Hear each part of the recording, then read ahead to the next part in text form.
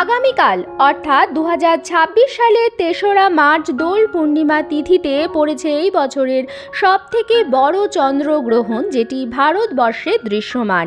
পূর্ণগ্রাস এই চন্দ্রগ্রহণের সূতক কালও গ্রাহ্য হবে।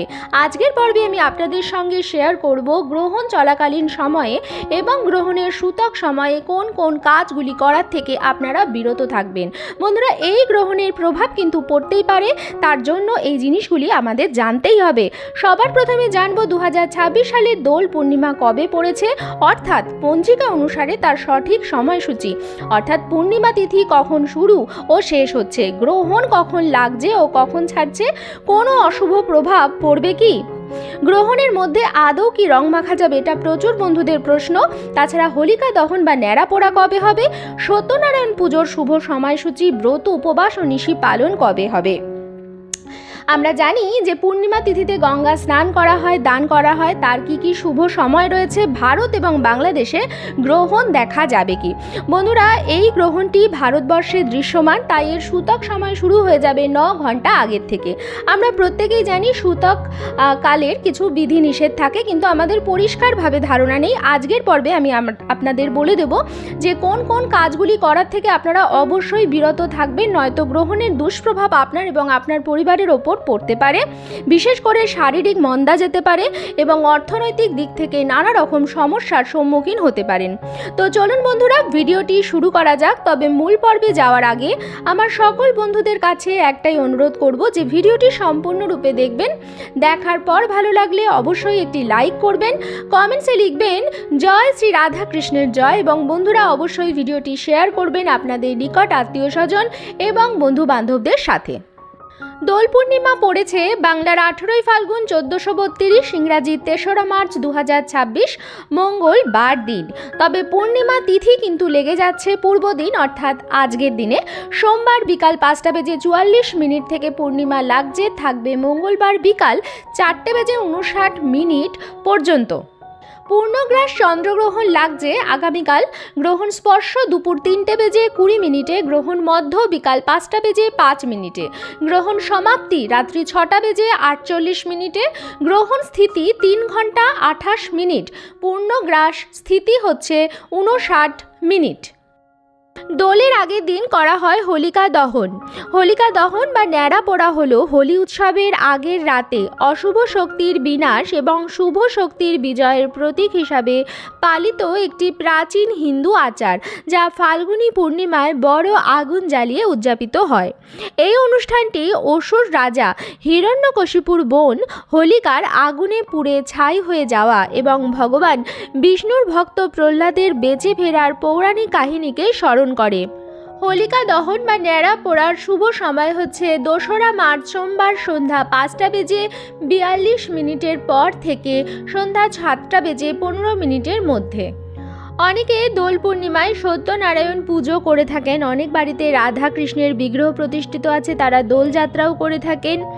এই বছর যেহেতু চন্দ্রগ্রহণের যোগ রয়েছে, পূর্ণিমা তিথিতে সত্যনারায়ণ পুজো পালন করা হবে 2 মার্চ অর্থাৎ সোমবার প্রদোষের সন্ধ্যা 5:44 থেকে রাত্রি 7:12 মধ্যে সত্যনারায়ণ পুজোর সময়। পূর্ণিমার নিশি পালন করা হবে সোমবার অর্থাৎ 2 মার্চ তারিখে, এবং পূর্ণিমার ব্রত উপবাস শ্রী শ্রী গৌর পূর্ণিমা ব্রত পালন করা হবে মঙ্গলবার অর্থাৎ 3রা মার্চ তারিখে। এবার আসি হোলি প্রসঙ্গে।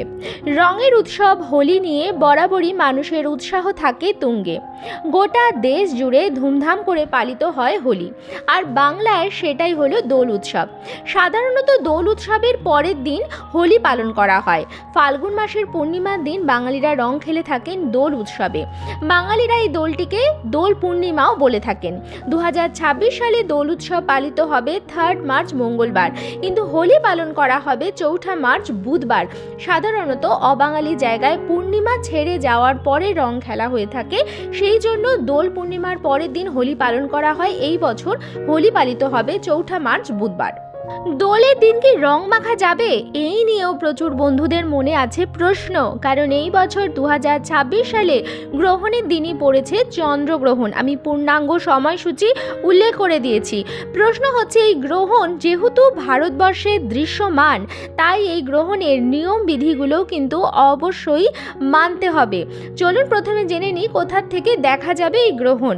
গ্রহণ দেখা যাবে পশ্চিমবঙ্গ, মিজোরাম, নাগাল্যান্ড, মণিপুর, আসাম এবং অরুণাচল প্রদেশ থেকে এই গ্রহণ, চন্দ্রগ্রহণ দেখা যাবে। তাছাড়া বাংলাদেশেও আংশিক গ্রহণ দেখা যাবে। যেহেতু এই গ্রহণটি দৃশ্যমান হচ্ছে, তাই এর সূতক সময়ও গ্রাহ্য হবে।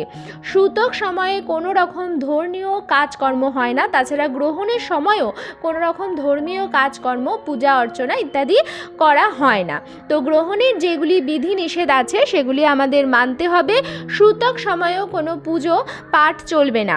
হিন্দু শাস্ত্র মতে চন্দ্রগ্রহণের সূতক কাল গ্রহণ শুরু হওয়ার 9 ঘন্টা আগের থেকে কার্যকর হয়। সূতক শুরু 3 মার্চ ভোর 5:20 থেকে সূতক কাল শুরু হয়ে যাবে। সাধারণত সূতককালে কোনো শুভ কাজ বা পুজো পাঠ করা নিষিদ্ধ থাকে। তবে হোলিকা দহন বা দোল উৎসবের আচার অনুষ্ঠানগুলি গ্রহণের সময়ের আগে বা পরে সম্পন্ন করার পরামর্শ দিচ্ছেন বিশেষজ্ঞরা। গঙ্গা স্নান ও দানের সময় হচ্ছে 3 মার্চ সূর্যোদয় থেকে বিকাল 4:59 মধ্যে। গ্রহণের সময় খাবারে বা জলের পাত্রে তুলসী পাতা দিয়ে রাখা শাস্ত্রীয় রীতি, যাতে গ্রহণের নেতিবাচক বিকিরণ খাদ্যের ওপর প্রভাব না ফেলে। চন্দ্রগ্রহণের সময় ওম সোমায় নমঃ অথবা মহামৃত্যুঞ্জয় মন্ত্র জপ করা অত্যন্ত ফলদায়ক। গ্রহণ শেষ হওয়ার পরে সাদা রঙের জিনিস যেমন চাল, চিনি বা দুধ দান করলে চন্দ্রদোষ থেকে মুক্তি পাওয়া যায়। রঙের উৎসব হোলি এবং চন্দ্রগ্রহণের এই মিলন আমাদের আধ্যাত্মিক সচেতনতার পরিচয় দেয়। উৎসবের আনন্দ উপভোগ করার পাশাপাশি শাস্ত্রীয় বিধিনিষেধ মেনে চললে চন্দ্রগ্রহণের নেতিবাচক প্রভাব থেকে মুক্ত থাকা সম্ভব। তাই বন্ধুরা, আমিও বলবো যে চন্দ্রগ্রহণের সূতক সময়ের আগে অথবা সূতক সময়ের পরে আপনারা রং মাখুন এবং চন্দ্রগ্রহণের যা নিয়ম বিধি আছে, যেহেতু এটি ভারতবর্ষের দৃশ্যমান, তাই এই নিয়ম বিধিগুলো অবশ্যই মেনে চলুন। প্রথম হচ্ছে, গ্রহণ শুরু হওয়ার সময় থেকে গ্রহণ ছেড়ে যাওয়ার সময় পর্যন্ত আপনারা কোনো রকম খাদ্য দ্রব্য প্রস্তুত করবেন না বা রান্না করা খাবার দাবার গ্রহণ করবেন না। এই সময় নতুন কোনো কাজ শুরু করা বা কোনো শুভ কাজ করা নিষিদ্ধ থাকে। গ্রহণের সময় মন্দিরের দরজা বন্ধ রাখা উচিত। দেব বিগ্রহ স্পর্শ বা পূজা গ্রহণ চলাকালীন সময়কালে করা উচিত নয়। খাদ্যদ্রব্যর ব্যাপারে বলবো, গ্রহণের আগেই খাবার বা পানীয় জলে তুলসী পাতা বা কুশ ঘাস দিয়ে রাখুন। এতে খাবারের ওপর বা জলের ওপর নেতিবাচক প্রভাব পড়বে না। বিশেষ সতর্কতা হচ্ছে গর্ভবতী মহিলাদের ওপর। গর্ভবতী মহিলারা এই সময় ঘরের বাইরে না বেরোনো এবং ধারালো বস্তু যেমন ছুরি কাঁচি ব্যবহার করবেন না। গ্রহণ চলাকালীন সময়ে ঘুমোনো থেকেও বিরত থাকবেন। সনাতন ধর্মের কিছু নিয়মবিধি আছে, সেই হিসাবে গ্রহণ সেরে যাওয়ার পরে অবশ্যই স্নান করা উচিত এবং স্নানের পরে বাড়ি ঘরদোরও পরিষ্কার পরিচ্ছন্ন করা উচিত। বিশেষ করে গঙ্গা স্নান করা অত্যন্ত ভালো ধরা হয় এবং ঠাকুর ঘরে যা মূর্তি আছে সমস্ত কিছু পরিষ্কার জলে স্নান করাতে হবে। গঙ্গা জল দিয়ে পবিত্র করে দেবতাকে নতুন পোশাক, তাজা ফুল ও নৈবেদ্য অর্পণ করতে হবে। তারপর আরতি ও পুজো সম্পন্ন করতে হবে। বাড়ি ঘরদোর পরিষ্কার করবার জন্য আপনারা জলে লবণ মিশিয়ে ঘরবাড়ি পরিষ্কার করতে পারেন। এতে গ্রহণের দুষ্প্রভাব থেকে আপনার বাড়ি ঘরদোর মুক্ত হবে। আজকের পর্বটি আমি এখানেই শেষ করছি বন্ধুরা। আশা করছি আজকের ভিডিওটি আপনাদের ভালো লাগলো এবং একটু হলেও উপকারে লাগলো। ভিডিওটি ভালো লাগলে অবশ্যই লাইক, কমেন্টস এবং শেয়ার করবেন বন্ধুরা। যদি চ্যানেলে নতুন হন তাহলে অবশ্যই চ্যানেলটিকে সাবস্ক্রাইব করে আমার সাথে থাকবেন। দেখা হবে কিপ গ্রুমিংয়ে নতুন আরও একটি পর্ব নিয়ে। সবাই খুব ভালো থাকবেন, সুস্থ থাকবেন। আপনাদের প্রত্যেককেই জানাচ্ছি হোলির অনেক অনেক শুভেচ্ছা।